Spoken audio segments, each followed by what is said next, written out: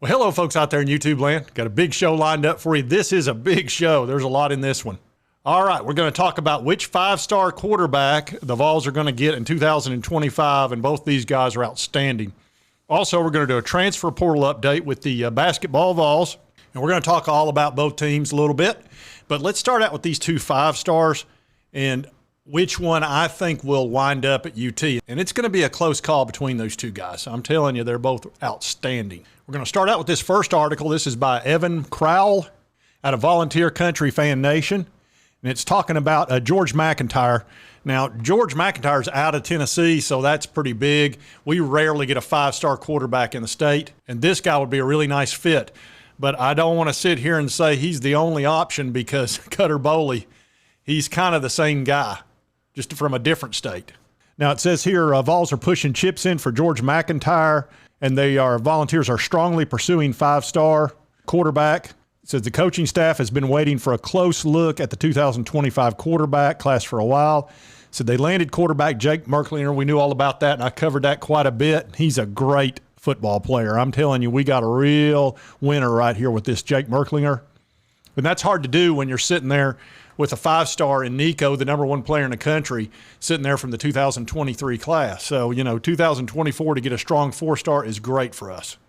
But 2025 is when everybody knows you want to come to the Vols. And Cutter Boley and also George McIntyre are two of the biggest ones. There's also three other guys that are definite possibilities, but we're going to focus on Cutter and George on this. It says the Vols are beginning to focus on a few quarterbacks. McIntyre and Knight are getting consistent interest from Tennessee. Deuce Knight is a four-star from Mississippi that loves Knoxville. I've not covered him, and I probably will in the future. I've not really watched him as much. I've been totally focused on McIntyre and Cutter. It says, but those in the know are saying the coaching staff is locked in on McIntyre. He's a legitimate case for the #1 quarterback in the country. The Tennessee native has a big arm, strong athletic traits, and heck of a basketball player too. And I'm going to show you some video footage on this dude. He's excellent. Said he doesn't turn the football over, which is huge, and comes from a college-ready system at Brentwood Academy. And he throws as well as any prospect in the country.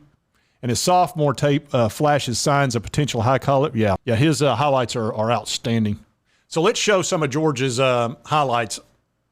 This guy is a perfect fit for Heupel's offense, and you'll see he's kind of actually both of these guys are sort of a Nico-type player, tall, lanky, got a great arm, can run, dual threat. And here you'll see the arm talent. He's got that great touch on those long passes a la Hendon Hooker. Another one where he'll show you that great touch. I mean, that's just a perfect pass from about 35 yards out. Here again, a really nice across the middle. That's a very difficult pass to make because you got to have perfect touch. You overthrow that and it's an interception. Here you can see how agile the guy is. He's an ad-libber, and then he just drops a dime. Thank you very little. Again, watch him with a little bit of ability to get out of the pocket, communicate with his wide receiver. Now he's playing a little bit of high school ball there, but I'm telling you, college is kind of turning that too. Another perfect. That's a perfect Hendon Hooker throw right there. Now you're going to get to watch some of his clutch play. There he is with a good. Excellent. Excellent. And again, you'll get to see how he moves. He runs well, and that's totally off platform, throws a perfect. That's so hard to do, folks. That's so difficult. There he is, eluding the rush. Turns a negative play into a home run. Thank you very much. Touchdown. So, and that's enough of that. You can just see the guy's outstanding. So both George McIntyre and Cutter Boley have been to Knoxville more times than I have in the last couple of years, and I live 30 minutes away. I live up here in Pigeon Forge. So it's going to be tough to figure out what the coaching staff really wants. They're probably going to lean towards McIntyre because he's a Tennessee guy. But I'm going to show you this Cutter Boley dude, and he's just about as good, man. I'm telling you. I think he's considered a high four-star, but he's like number 35 in the country, so that's five-star. It says Cutter Boley cuts down recruitment down to 10 schools. This is by, again, Evan Crowell. It says Josh Heupel and offensive coordinator Joey Halzle have been locked into the search for 2025 passer. And the reason they really need to get a good one in 2025 is that'll be Nico's sophomore year. They can probably come in and most likely redshirt, or they could contend for the starting position. But normally you'd want to redshirt a young guy like that. But he'd need to be ready because Nico will probably leave early and go to the NFL. So the next year he could start or at least contend for starting. And it'll be tough because Jake will be in there. It's going to be tough to be the quarterback at UT anymore because it's all going to be high 4 stars and 5 stars because everybody wants to play for the Josh Heupel offense. I mean, who wouldn't? You'd have to be crazy not to. Learn it. Know it. Live it. But he's got it cut down to Alabama, Florida State, Kentucky. Now, Cutter's from Kentucky, so that makes sense. Miami, Michigan, all the way to Tennessee, pretty much all the big dogs. It says, while the Vols have done solid work, the in-state Kentucky Wildcats are positioned in the driver's seat. We'll see. I want a milkshake. I want potato You'll chips. get nothing and like it. Yeah, I promise you that if UT really, really wanted him, I think he would consider coming down to UT. He's been to Lexington 8 times. He's been to Rocky Top 6 times. So, but the question is, you've got in-state quarterback George McIntyre. It seems like he's somewhat set on the Vols, but we'll see. You never know when you're talking about 16-year-old kids. Boley prides himself on accuracy. I'm going to show you his highlights. The guy just throws it beautifully, and he's one of those 6'5" lanky players that move well and has a great arm and great touch on the long ball. So let's take a look at him for a minute if you haven't seen it. And here you go. You'll see some of his touch. I mean, it really looks like a slightly bigger cutter, George McIntyre. This guy moves really well. You can see, he doesn't panic and then makes the great throw. Here you'll see some of his touch on the really long passes. That looks just like George McIntyre. Again, nice touch. I mean, that's such a hard pass, folks. That's so difficult not to throw that up for an INT. Here you go. See how well he moves. Nope, you're not going to get me. Now I'm going to make you pay. There's a little improvising off platform, which is so hard to do. Running full steam makes a great throw. So again, this guy's loaded with talent. There he goes, taking off, doesn't panic, and picks up about 20 yards. I almost got a touchdown out of that one. Again, off platform, that's a great throw. So the Vols will be fine either way. I would be happy with either one of these two players. They're so similar in style. Cutter's a little bit bigger guy, but George over the next 2 years will probably put on 20, 30 pounds, so it's not going to make any difference. I'm kind of leaning towards McIntyre only because he's a Tennessee guy. But I would be totally happy with Cutter Boley as well. I think they both are going to be outstanding college quarterbacks. And the truth is, the Vols are in a position of strength right now when it comes to recruiting quarterbacks, and I think it'll be up to who Josh Heupel wants. I think he's moving into the point to where he's drafting quarterbacks and not recruiting them. I mean, because who wouldn't want to play in this offense? It is just like fireworks. You want 30, 40 touchdowns and 3 or 4 interceptions. You're going to want to come play for Josh Heupel because he's going to set you up for success. And if you're super talented, I think Nico's going to wear it out. But, we'll see.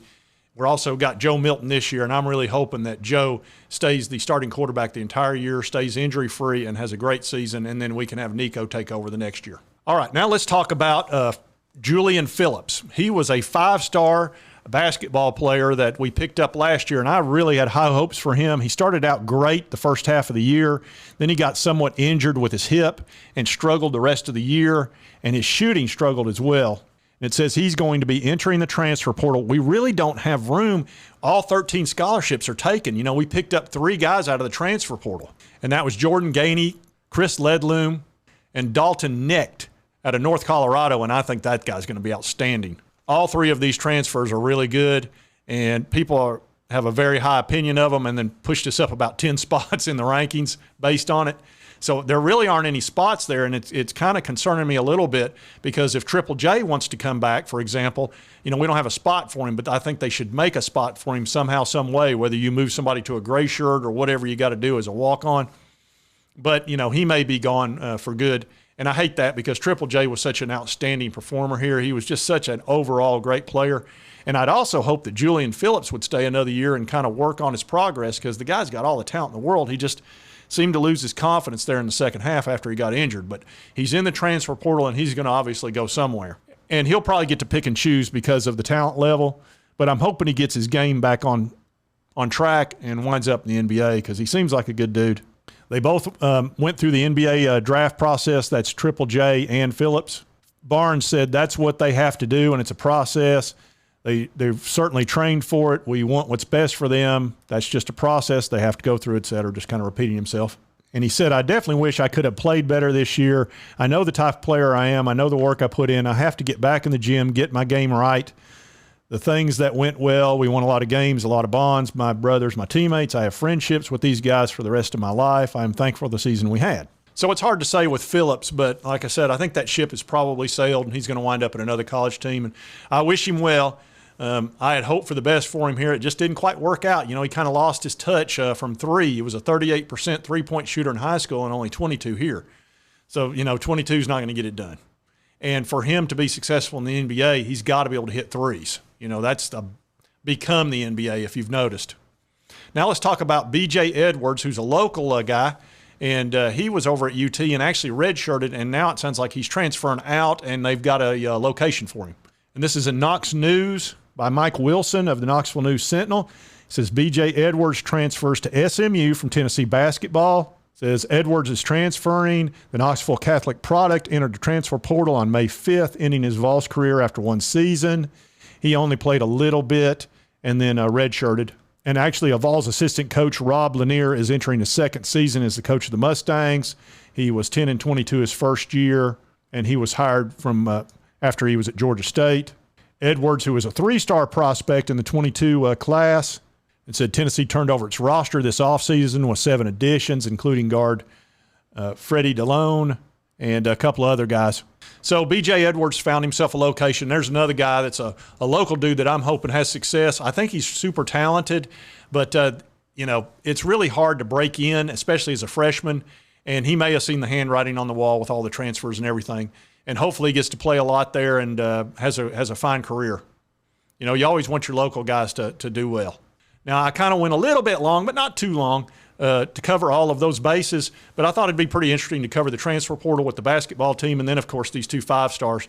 The future of UT football kind of rests at the quarterback position, because if you've got a great quarterback, you're going to have a winning season. You can just count on it. If you've got an average or below average quarterback, you're doomed.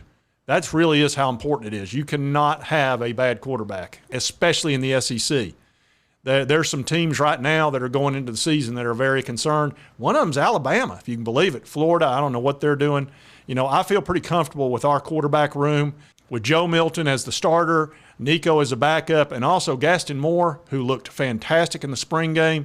There's another backup right there that I think, we're going to be okay at the quarterback position, which, for our offense, if that guy's not throwing it well, we're going to struggle. But if he is throwing it well, we are a nightmare to deal with. But what I do have are a very particular set of skills. Skills that make me a nightmare for people like you. And if you like this content, be sure to hit that like button. Lets me know to continue to cover the Vols and the SEC and all that good stuff. If you've not subscribed, right here on your right, my left, just hit this little button right here. Cost you nothing, would help me out. I would certainly appreciate that. A lot of you watch my videos, so boop, that's all you got to do. And right over here is my most recent video, and YouTube thinks you will love that video. So be sure to check that one out. We'll see you next time on Sports Talk Jay.